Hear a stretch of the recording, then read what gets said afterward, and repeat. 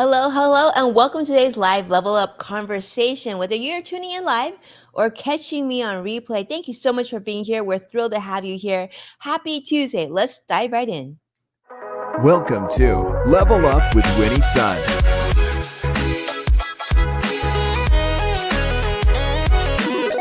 Market updates. Speed round. Award-winning financial pro. And now, get ready. I present to you Level Up with Winnie Sun.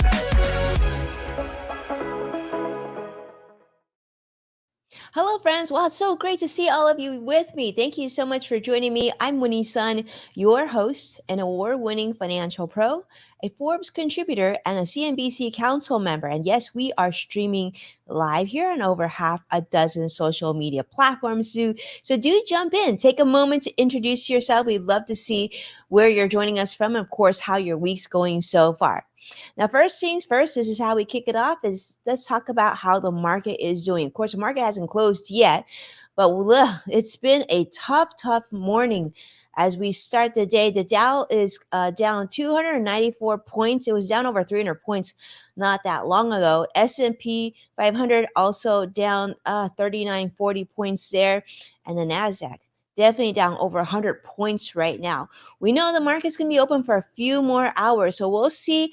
We'll check back again before the show wraps up, but it's looking pretty tough so far. As you see, the Dow it was actually down over 316 points early. The S&P, Nasdaq, all experiencing drops of just shy of down 1%, but still a lot of concerns about the global economy, particularly out of China, along the lines of weakening here in the United States. We're also seeing some weakness in the US banking sector. In fact, some major financial names that you're familiar with, like Citigroup and JP Morgan Chase, Wells Fargo, Bank of America, all down significantly today.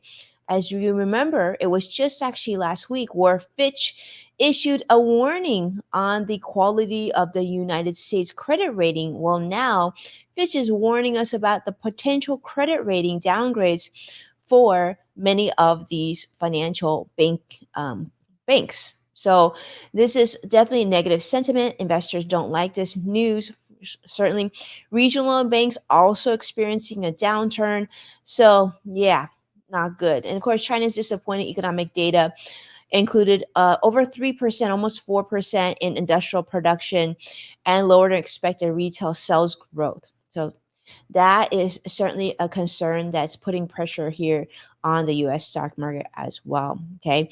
But we do know, of course, last month in the United States here, retail sales data exceeded expectations, which you could see that as a positive, that, there's still plenty of demand here in the United States, but it can also show as concerns, because it also means that even with inflation, people are still spending. And what does that mean in terms of interest rate hikes for not only this month, but the rest of this year as well? Okay. Speaking of things that are of concerns, and this is something that you may have been following in the news, and if you haven't, this is something you might want to do a quick Google search because it's pretty massive. For any of you who've been to Hawaii, the beautiful islands of Hawaii, let's just say Maui, and actually earlier parts of the Big Island were also affected. Maui is really struggling right now, and they are experiencing in just sort of the aftermath of a considerable wildfires, and of course looking at the cost to rebuild. I thought I'd share this with you because rebuilding Maui after very deadly wildfires, in fact, many people died. In fact, as of yesterday, over 100 people were pronounced who have passed, and that number is expected to go even higher in the hundreds. Estimated cost is now exceeding $5.5 billion, devastating wildfires on the beautiful Hawaiian island of Maui. Many people still continue to be missing. In fact, that number I saw on social media yesterday, so people were saying that almost 1,000 people were still considered missing as of yesterday. So this causes certainly very dramatic. Very, very, very, very sad. Over 2,200 structures have been damaged or destroyed.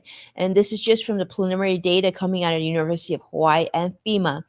86% of these are residential, 9% capital, and 5.52 billion in capital exposed for rebuilding. So over 4,500 residents are needing shelter. And of course, long term support is going to be necessary to rebuild. Now, for those of you who've been to Hawaii, like I've been there with my family, we're talking about Lahaina, the beautiful historic city of Lahaina. If you've been to Maui, I'm sure you've been there. It's absolutely gorgeous there. They have this really impressive banyan tree, 150 years old, like really, really historic. But as you know, one of the big concerns is that it's kind of like, well, so many people have been to the island. There's talks of like, was this created because of climate change? Is it because of other factors, a hurricane? But as you know, Maui's economy is heavily dependent on tourism. And the Lahaina area, Front Street area, that is really sort of tourist central. So 80% of the island's economy is tied to tourism. So the fact that just in the months of January to June of this year, almost 1.5 million visitors visited Maui. So Lahaina was once thriving, now it's in ruins. So you can imagine, not only are people struggling, people don't have places to live. Obviously they're telling tourists not to come, but that also creates more issues because that's a big source of income for the island. They don't want them there because obviously they need to rebuild, and there's limited resources already with, obviously supplies, food, water, and shelter. Let's not talk about shelter. Don't forget shelter. But then that also means that one Lahaina resident was saying there's also no real jobs around now. So they can't even bring in income, and tourists aren't there, and they're being evacuated. So it's kind of like, what do you make of this? So 85% of the island is still functional, though, is open to visitors. Now, I read on a travel blog specifically designed for Hawaii, run by Hawaiians in Hawaii. And they're saying that visitors and hotels now are really uncertain about trip planning and reservations. Do they cancel it to keep them? They're saying, well, West Maui, of course, where Lahaina is inaccessible for now. Entry does require place cards for residents and, of course, critical personnel. And let's be honest, it's probably not a place that you would want to visit right now, right? We need to give them time to rebuild, and let's be respectful of just how much they've lost. Shelters are open due to displaced residents, impacting, of course, restoration and tourism. But on the flip side, Maui is heavily reliant on tourism. And so this is going to pose a significant financial challenge amongst the recovery process. So, in fact, I hope I'm saying this right. Haleakala National Park is reopening on August 16th of this week, indicating progress in moving forward. So they're recognizing that although, there needs to be a lot of time to rebuild, they also know that visitors do bring income to the island as well. So it's like balancing emergency needs and economic recovery is sort of the challenge. This is what I read in this particular article. The complexity of the situation really highlights the perspectives, the differing perspectives on whether to resume travel or not to Maui. In fact, I saw on social media there was footage of Paris Hilton and her husband in Maui, and people were just saying that's really just tone deaf. So I don't know. It's kind of like I certainly have no plans to go to Maui anytime soon, just to give them a chance to rebuild. I don't think they need tourists, the distraction of tourists right now. But this is some ways that I think that we can help. These are some of the things, resources I want to share with you in case you're watching and seeing this footage and saying, oh my goodness, I love the island, love the people there. How can we help? These are some resources I want to share with you. And I want to say a thank you to my friends at CNBC for sharing this. All right. So number one is Maui Strong Fund. This is one that's managed by the Hawaii Community Foundation. And they are looking for donations of essentials. We're talking food, clothing, shelter. Right? These are looking for, they're supporting families who lost their homes. This is where you want to go. Definitely go to Maui Strong Fund. That's the first. Also, if you want to, you can also donate to the American Red Cross of Hawaii. Of course, they have 220 trained responders. They're helping with search and rescue. They need donations of shelter, food, emotional support, of course, right? And you can donate by calling actually 1-800-HELP-NOW. Really, really easy. 1-800-HELP-NOW. That will go there. Okay. There's also the Aloha United Way. And there's the Maui Food Bank, of course. The Maui Food Bank is accepting donations for meal provisions. Now, I will tell you this. My kids and I, we are looking online on different ways. I've seen one that I think is really, really cool where you can support by doing a virtual food drive. So, virtual meaning that they have lists of things that they need. Then here you can have people, basically submit their credit card or bank information and you're donating, but in that translates to food that's going to the places that are most needed too. Now, if you obviously are a furball family, you're going to love this. The Maui Humane Society. This is very, very necessary as well. They're seeking contribution for a lot of displaced pets and it costs funding care to support animals that have been affected. Can you imagine how many animals were affected in Lahaina? They literally didn't have any early notice. One of my best friends lives on the Big Island, not on Maui, but she was saying like typically they get noticed for hurricanes. But in this case, the wildfires came so quickly. The winds were like 60, 70 plus miles per hour. This just basically raged through these communities. And so there was really no time to evacuate quickly. So they really, really need your help. If you're able to and interested, those are some areas, those are some things, places that CNBC has shared. So thank you so much for doing that. All right. So let's jump into our next story. Thanks so much for letting me share that with you. Let's jump into our next story. All right. Now this one's a little lighter, but still it's important to some people. So I want to share this with you. Elon Musk, Mark Zuckerberg, cage fight. You probably heard the egos of two billionaires on social media talking about how they're going to do this cage fight. Well, who knows? I don't know. Maybe it's going to happen. Maybe it's not happening. I don't know. I saw on social media them talking about how they might do this in Rome, and like the prime minister of Rome is like welcoming this. Hopefully they do this and support charity. And hopefully, I'm hoping a lot of this goes to Maui because I do know that Mark Zuckerberg owns significant property on the Hawaiian Islands. So I just feel like this might be a chance to do this for good, right? Anyhow, they proposed this cage fight between these two billionaires, social media billionaires. Mark Zuckerberg is saying that, it's just time to move on. But Elon Musk is saying, like, let's do it. Let's do this. And so who knows? It seems to change by the hour, but proposing the ideas are going to do this for August 26th, okay? And that both Mark Zuckerberg and Elon Musk are going to own the streaming of this fight on both their platforms. I don't know. I can't get really excited about this story. But anyway, yeah, Mark Zuckerberg, he does Brazilian Jiu Jitsu. Supposedly he's won 2 tournaments already.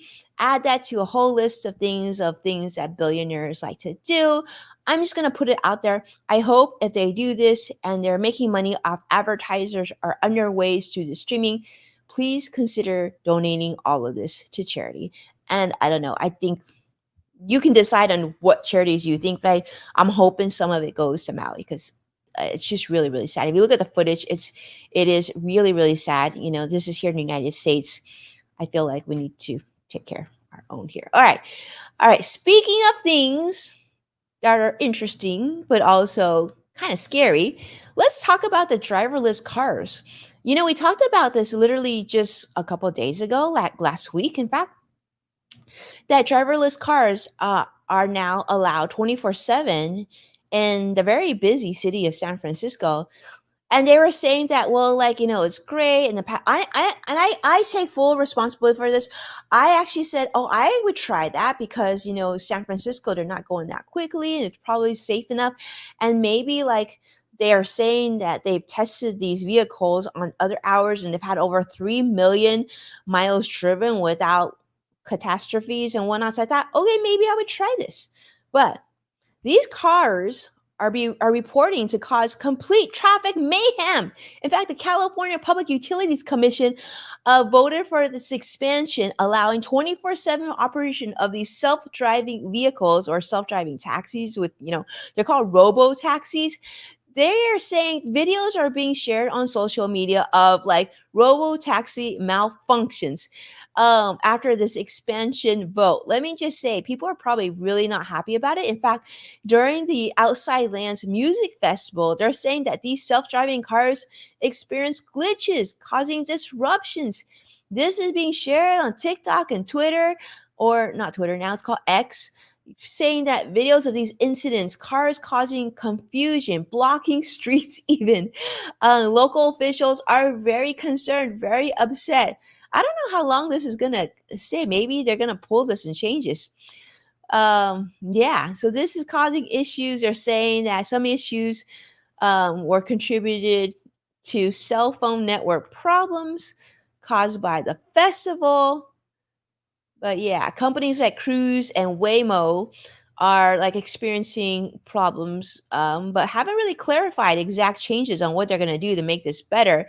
But Safe Street Rebel, which is an anti-car activist group, anticipates increased problems with these self-driving cars. Yeah, craziness, craziness. So curious to see how you feel about that. Would you take a self-driving car? Now that I'm sharing this news with you, I don't know that I would be so much in a hurry to get in one of these, because one thing that we can all agree in is like when we're taking public transportation or taking these robo taxis or robo taxis, we don't want to spend a bunch of time in these cars. We just want to get to where we need to get, pay, and get on with our day. So the idea that I could be caught and stuck in one of these robo taxis for an extended period of time, no thanks, no thanks. Maybe find another route, right? I don't know, golf cart, bicycles. I don't know. Just putting out there. I would love to hear your thoughts on this. All right. Next story, though. This is one that is interesting too. And I've actually seen this. If you've done some online shopping, I've had to make some back to school shopping things, purchases for my kids. And I did look at other retailers, and it was just like one of these things I needed to buy was literally only on Amazon. But here's what I'll say. Are you one of those people? I think I am definitely one of these people that doesn't have time to read thousands of Amazon reviews. Well, you're certainly not alone. I don't think anybody really has time to read thousands of reviews. And if you do, then maybe something else to do with your time. But anyhow, Amazon now has an AI solution for that. Amazon is introducing AI generated review summaries for their products. I have seen this. I will tell you, I did read it briefly, but I felt like it was a little too salesy for me. So I did go ahead and look at regular reviews, and I like to sort them. I don't know how you like to sort your Amazon reviews, but I like to sort them as from most recent. Not like the most positive, not the most negative, not the most popular one, but my most recent. Because I like to see what people who just bought it felt like, because it could be, more relevant for my purchase. Anyway, summaries are now coming to condense hundreds of thousands of Amazon's review into a brief paragraph. So you can kind of give that Cliff Notes feel on all these reviews of things that you need to purchase. Now, I can see that being very popular. I'm sure there's a lot of people who are really busy, maybe on their app, they need to buy something on the fly. Boom, that will just summarize it for you, and then that can move. But yes, so this summary will cover a wide range of products. They're saying TVs, headphones, tablets, fitness trackers. I think I even saw on vitamins. But, that's what we're saying. So there's going to be this like summary for you. It'll be AI generated, located at the top of the review section under what customers say.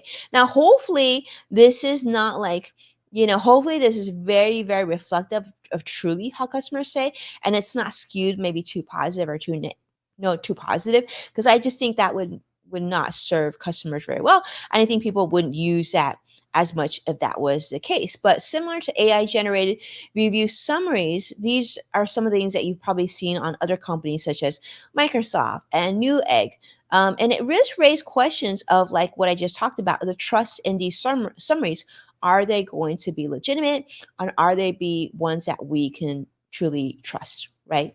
Yeah, so it's important. All right. All right. Speaking of things that are important, let's toggle over to our next stories. And this is talking about student loans. Now, for many Americans, student loans are a big, big deal. In fact, for over 800,000 borrowers, it could even be a bigger deal, this week's news. So the Biden administration student loan debt relief is here. And they're talking about this is an effort to cancel student loan debt for over 804,000 borrowers here in the United States. This is sort of intended to address administrative failures. And so notices were sent to qualifying borrowers via email. So if you haven't checked your email lately, you might want to, especially you have a student loan. This is relief for qualified borrowers. This forgiveness under the repayment plans. Now, as we know, there were many like attempts to relieve borrowers of student debt. You know, the Biden administration is trying to just wipe out debt for a lot of Americans, but unfortunately, that's been stuck in various court cases, so it hasn't completely unwound itself. But these emails are coming out. The scope of the relief, of course, over 800,000 borrowers are set to receive some relief, and 614,000 borrowers are expected to have their entire debts canceled. So those 614,000 Americans are probably very, very happy. But the remaining borrowers will have partial debt relief. It will be income driven. This forgiveness after 25 years of payments, it'll be very targeted. It's not going to be for everybody, but they're saying that, you know, this is just the first step. The Biden administration is hoping to do more, and they're acknowledging past administrative failures, but they are saying that, you know, they're going to try and do their best. And unfortunately, this activity is, of course, potential for more lawsuits and the possibility of lawsuits affecting debt discharges. Recent lawsuits, and they've been dismissed, of challenging the Department of Education's authority to be able to do this. So the department moving forward with relief plan. So we'll see. We do know that Republican Representative Virginia Foxx has said and criticized a misuse of taxpayer money to do this. So, yeah, if you have an opinion on this, of whether you think the Biden administration should wipe out student debt or a portion of student debt, would love to hear your feelings about it. I do think, you know, I've heard reasonable responses from people on both sides of why they feel, yes, student debt should be wiped out or more so forgiven, and those who think it shouldn't be. And I think it's worthy of discussion. So if you're watching, definitely share with me how you feel. I want to say a big hello. I just see Brian Schumann joining us on LinkedIn Live. And if you're on LinkedIn, I just want to say definitely follow Brian Schumann for me. He's just an amazing, amazing friend and human being, one of my most favorite people on this planet. So Brian Schumann, thank you so much for making the time. All right. And with that, you know, that's a wrap. I'm so grateful that you have been here with you. Let's go ahead and give you an update again where the market is since we started this show. Dow's currently down 311 points. Yeah, it actually went more negative while we were talking. The NASDAQ is also down 114, 15 points. Also came down a little bit more since we started the show. And the S&P 500 is down 41 points as well. So that's sort of stayed a little bit flat. But thank you so much. I want to extend our heartfelt gratitude to all of you, our amazing, fantastic audience, for being a part of today's Level Up Live. If you found value in this video, do me a favor, smash that like button, hit subscribe to keep up with our latest updates. And of course, you can find full episodes of Level Up with Winnie Sun. Just tune in NASDAQ, Amazon Fire, Samsung, LG, Roku, the streaming platform of your choice.